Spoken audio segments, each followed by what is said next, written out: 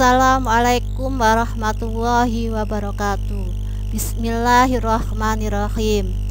Pelajaran IPA kali ini mengenai sistem respirasi manusia dengan kompetensi dasar yang harus kita peroleh setelah mempelajari materi kali ini, yaitu kita mampu menganalisis sistem pernafasan pada manusia dan memahami gangguan pada sistem pernafasan serta upaya menjaga kesehatan sistem pernafasan dengan indikator atau tanda bahwa kita telah berhasil mempelajari materi ini. Satu, yaitu kita mampu menguraikan organ penyusun sistem pernafasan pada manusia. Yang kedua, kita dapat menghubungkan antara fungsi organ-organ penyusun sistem pernafasan pada manusia.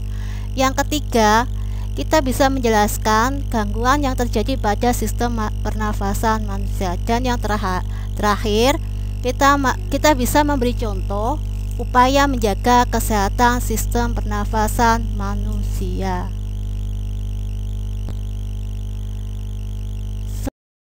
Biasanya dengan organ penyusun sistem respirasi dan fungsinya. Organ-organnya seperti pada gambar. Yang pertama, Bu Afi akan jelaskan tentang fungsi hidung dan mulut sebagai alat penghubung lingkungan luar tubuh dengan bagian dalam tubuh atau bagian tenggorokan atau trakea. Trakea sendiri adalah atau disebut batang tenggorokan, berbentuk seperti batang atau tabung yang berongga. Kemudian bagian permukaan luarnya terdapat kartilago, yang fungsi kartilago tadi sebagai pelindung trakea, membuat trakea berdiri tegak tetapi tetap lentur sehingga trakea tidak bersifat luyuh serta kaku. Yang berikutnya adalah bronkus. Pada ujung bagian bawah trakea terdapat percabangan. Dua percabangan, yang satu menuju paru-paru kanan, yang kedua menuju paru-paru kiri. Percabangan itu disebut bronkus. Berfungsi mengalirkan oksigen dan mengeluarkan karbon dioksida dari bronkeolus. Bronkeolus sendiri itu adalah percabangan dari bronkus yang terdapat dalam paru-paru. Fungsinya mengalirkan masuk oksigen dan mengeluarkan karbon dioksida dari alveolus. Diafragma, otot lebar dan tipis yang berada di bawah paru-paru yang berwarna merah hati. Fungsinya sebagai penyekat rongga dada dan rongga perut. Nanti diafragma ini akan menekan, fungsi dari diafragma ini menekan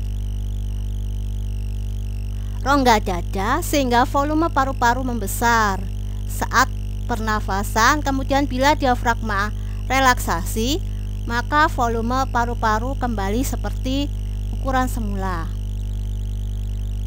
Bagian luar paru-paru dilapisi oleh membran tipis yang berfungsi mengurangi gesekan antara paru-paru dengan organ sekitarnya, disebut pleura.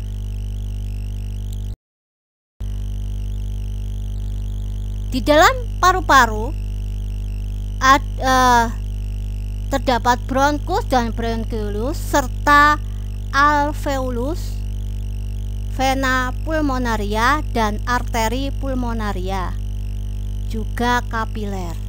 Apa itu semuanya dan fungsinya apa? Bronkeolus sudah Bu Afi jelaskan, sedangkan vena adalah pembuluh darah. Pada paru-paru, vena ini menempel pada bronkeolus, merupakan pembuluh darah yang mengalirkan darah berasal dari jantung, sehingga darah-darah yang ada pada vena banyak atau jenuh dengan karbon dioksida. Pembuluh darah kapiler, pembuluh darah yang menempel pada alveolus atau alveoli, berukuran sangat kecil penghubung antara vena dan arteri, yang pada gambar yang nempel pada bulatan-bulatan alveolus warna biru dan merah yang terhubung. Sedangkan arteri menempel pada bronkiolus warnanya merah, kemudian pada gambar warnanya merah mengalirkan daerah menuju jantung, dari paru-paru menuju jantung setelah melepaskan karbon dioksida dan menerima oksigen. Alveolus sendiri itu adalah organ yang berbentuk seperti buah anggur yang berongga, berfungsi sebagai tempat proses pertukaran antara karbon dioksida dengan oksigen yang dibawa oleh darah dalam kapiler. Jadi yang sangat berperan adalah alveolus. Semuanya berperan, tapi yang paling penting adalah alveolus. Sekian, alhamdulillah, untuk pertemuan pertama telah selesai. Bu Alfi ingin bila ada pertanyaan atau ada yang belum jelas langsung ditanyakan melalui WA, dan bila sudah jelas Bu Alfi akan lanjutkan dengan indikator yang kedua. Terima kasih. Assalamualaikum warahmatullahi wabarakatuh.